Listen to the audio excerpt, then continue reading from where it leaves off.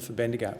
Thank you, Deputy Speaker. I just wanted to share with the House a few of the life-changing stories, what has happened to people in my community who are now receiving the Job Seeker and supplement payment.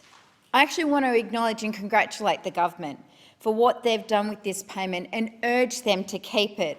Don't snap these people back into poverty. The higher rate has meant for someone like Sharon, she's no longer living in a caravan park. After she lost her husband in 2012, she had to stop working. She was struggling, couch surfing. She couldn't get a job because she didn't have a home. She had no stability. She spoke out about the debilitating effect of living on Newstart. She was brave to share her story.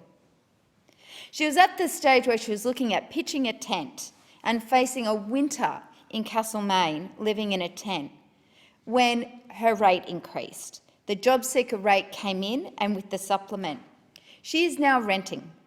She has now got the security of a home.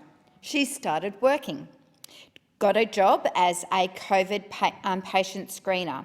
Her employment agency is so happy with her work, they found her more work. She is confident and optimistic.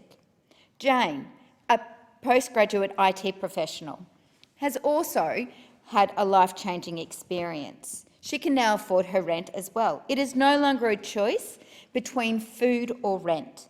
She is looking to complete further study and re-enter the workforce.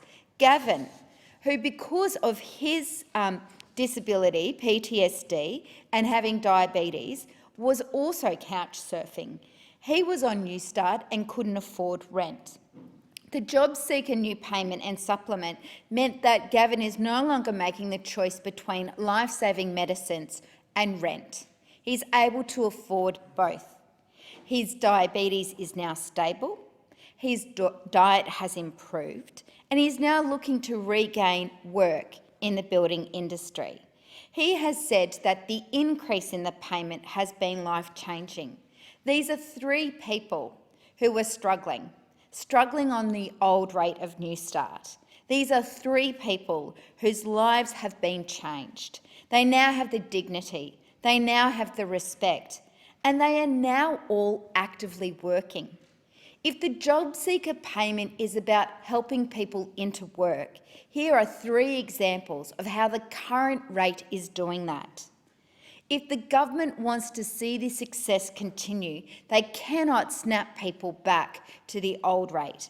They must keep the higher rate going if we want more success stories like Gavin, Jane and Sharon.